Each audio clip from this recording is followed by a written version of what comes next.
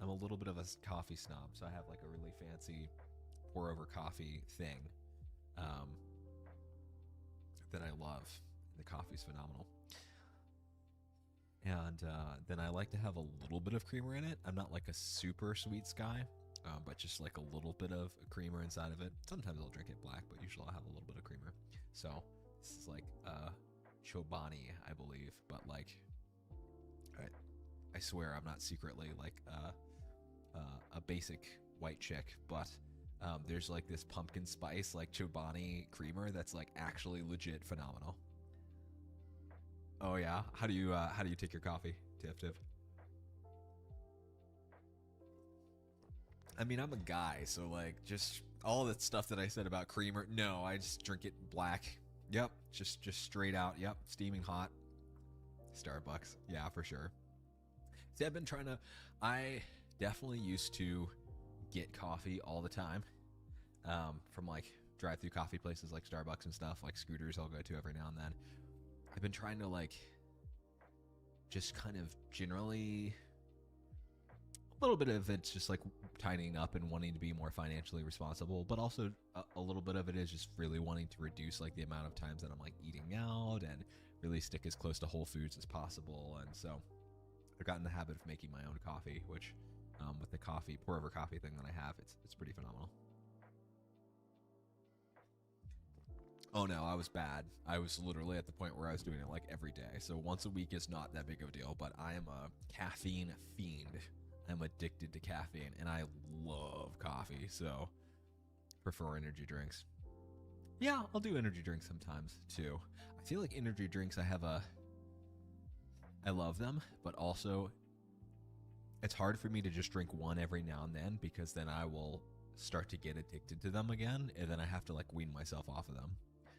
What kind of energy drinks you drink? I can drink like 5 a week. I literally got to the point where this is oh my god, this is probably like 6 months to a year ago. I was literally drinking like two a day, and I almost got to the point where I was like, man, I kind of want a third today. So I had to like really cut back, man. It was pretty insane. That's so funny. What's your favorite energy drink and flavor? Chat, we need to know what is the best energy drink flavor. I need votes, literal votes. Monsters. Alani's. Okay, hold on. We're now departing from mental health conversations and talking about energy drinks. Chat. Yeah. I've had these before. Oh, which ones have I had? Um, yeah, I've definitely had the cherry one. The cherry one's pretty good. Oh, I feel like anything that's like blue raspberry flavored, I'm immediately just love. I think I've had the blue one before and it's really good. I did not to be like super into like super fruity stuff. Monsters, usually I do monsters and the objectively best flavor, guys. You heard it here on this stream.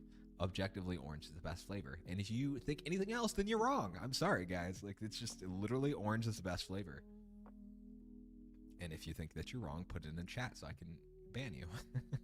Or if you think I'm wrong, put it in chat.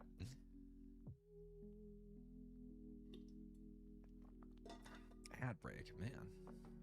Cherry one and Stardust ones. Mmm. Cherry and Stardust. Yeah, the cherry one I've had before. I feel like it literally tastes like a cherry slush. It's actually really good. Don't they also make like an Alani? There's like a protein thing or something. Am I? Yeah, protein shake, right? Yes, I've also had these before. This is now just a food stream, guys. Honestly, these are really good. I was addicted to these for a while. So I lived out in the middle of nowhere in Indiana with my ex, and it was like literally there was so nothing there that going to Walmart was like an adventure.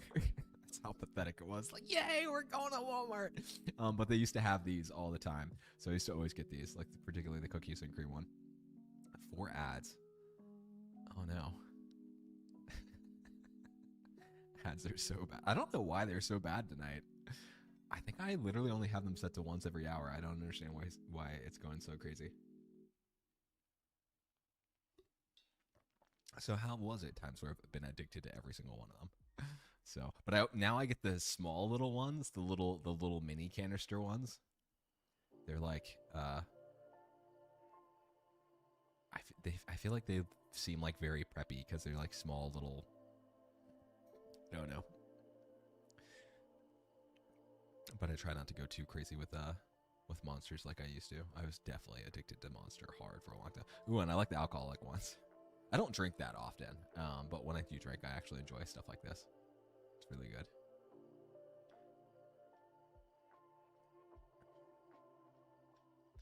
That's so funny.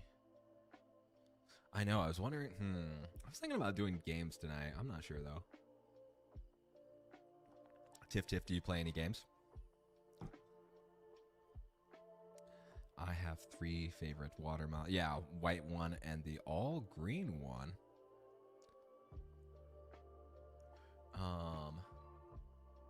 This one? Is that it? Ultra Pair. Oh, I've had this one before. This one's pretty good. I'd say this is respectable. It's like I give it a solid 7 out of 10. You know, but definitely the white one's really good. And watermelon. Watermelon was my favorite one. Like way back as a wee lad when I started drinking energy drinks, watermelon was like my favorite. What kind of games do you play? Let's see. All right, y'all. Self-compassion. What did we learn today, guys? Self-love tips. Be mindful.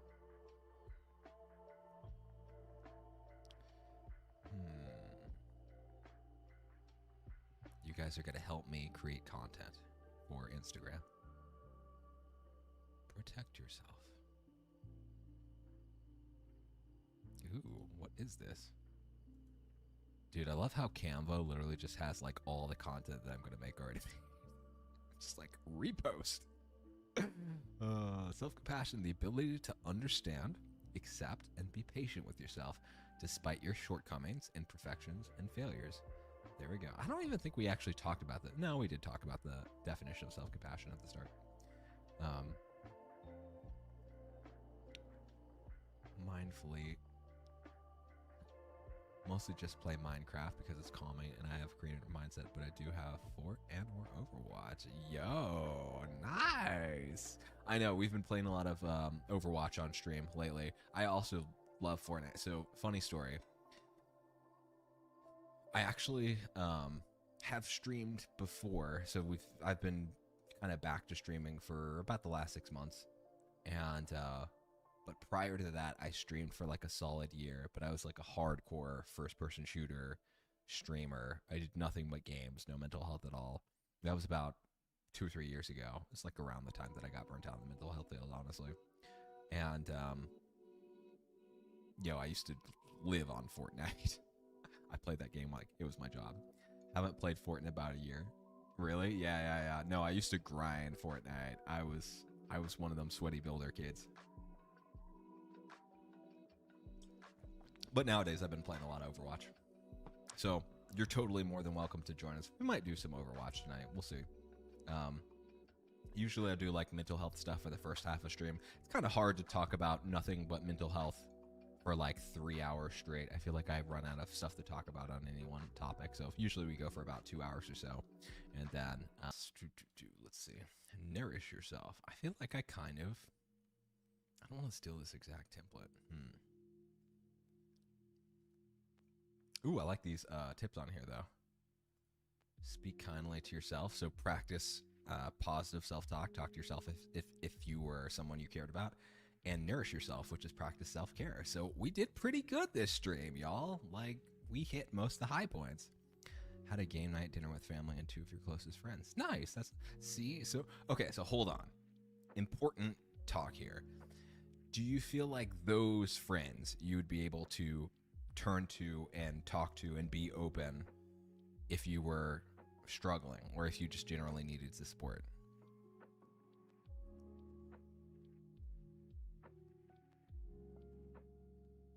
Speaking of which, do we have any? I haven't seen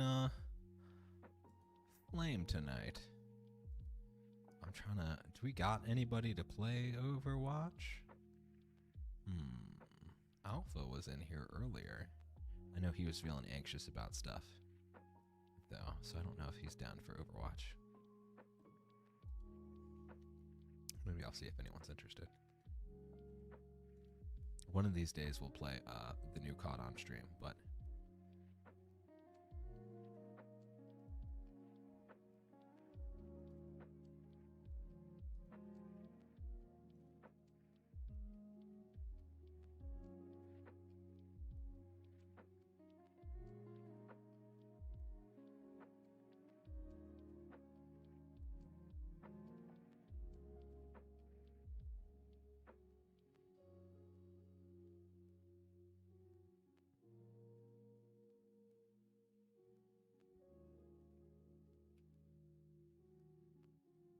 okay, we'll see how that goes. One of them known for about 5 years, and the other one about 3 years. 5 years. I try not to depressive side to her, but occasionally yes. But my 3-year one, that one person that only knows most of the shit I go through. Nice. Well, that's awesome. I think that's something that I've had to work on myself over the years. I think for me, I'm a little bit of a workaholic by nature. And so it's very easy for me to like neglect friendships. And so I have found in the past, especially when I was younger, that when I was really struggling, I didn't have close friends to turn to, and I didn't have a very good social support network. I think one of the best things that we can do for our mental health is to have, even if it's just 1 or 2 people that we're really close to, that we can rely on for support. So I think that's awesome that you have that. I really think having, like, whether it's friends or family or, you know, well, you're 20, so a spouse would probably be, you know, like a boyfriend or something like that, or whatever you date, not to be heteronormative.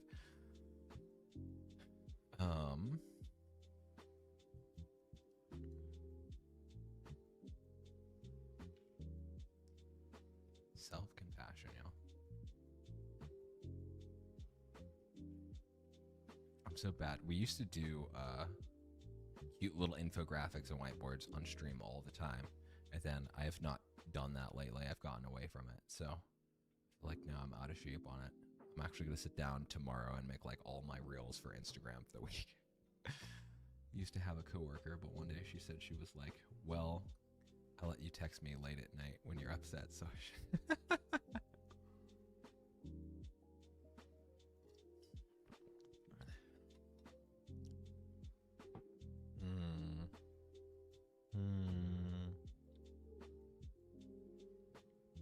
Yeah, I feel like coworkers can be hard.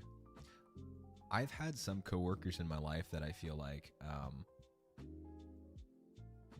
I thought they were like, you know, because sometimes coworkers can be people that we just hang out with because of the fact that we're working at a place. I feel like the same can be said for school friends sometimes. I don't know if you have this where I've had, you know, like no one hangs out with their high school friends, right? When you get older, it's just like not a thing that you do for most people anyway. But I feel like work friends are kind of the same. That's like your only friends because you work with them. And I've had a lot of instances where I thought people were my real friends that I worked with, and then I like left a place and like tried to continue the friendship because I actually really cared about the person, and they just kind of really weren't interested. So yeah, I totally being perfectly aligned. You have no idea. I don't know if you've ever even like had an initial visit with a therapist. What do you mean by Overwatch? What's up, Alpha? I'm over here trying to see if anybody's trying to play some games. I'm a finagle tiff into playing games with us. Yo, what's up, Flame? Nice. Flame. I feel like we need just like a giant like flame. We need some like flame emojis. I think that's what we need. I just need an emoji that just says flame on it and just make it like as big and obnoxious as hell. I think that would be wonderful. But yeah, so getting back to your topic. And so when I was in therapy school, the way that they taught us to handle it was if someone mentioned that to us, we would essentially sit down and assess the level of risk. And if it's a low or moderate risk, then we would just sit down with you and develop a safety plan. We're not going to immediately like, we're locking you up and throwing away the key. That's like not really how that works. If you are an imminent, risk to yourself or others, then we would sit down and we would probably, highly suggest you go to a place / we'd sit down and make the call with you if we had to. But that's only for people that are like, hey, Mr. or Mrs. Therapist, or whatever you identify as, I don't know if I go home tonight that I'm going to be safe. If you're an imminent risk, and we can talk about this. Also, if you guys want to play Overwatch, I am totally down. Like your emojis, lol. I know, thank you. I know. We need more emojis, though. I need to work on it. But to finish this up, oh God, what was this called? Oh. It's what happens when you've been out of grad school for 3 years.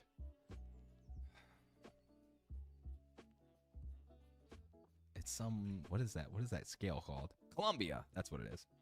So I've actually been trained in giving this.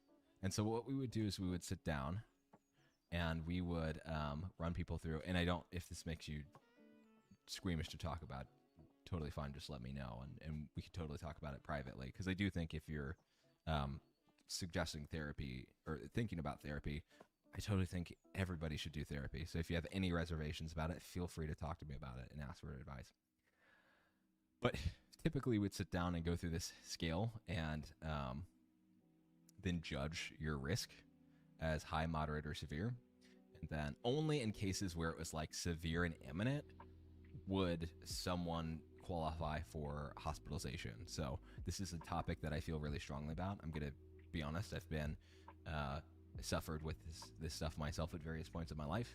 I think there's no shame. For those of you who are new, just joining us, we're just kind of wrapping up talking about mental health topics for the night. This is a place to heal.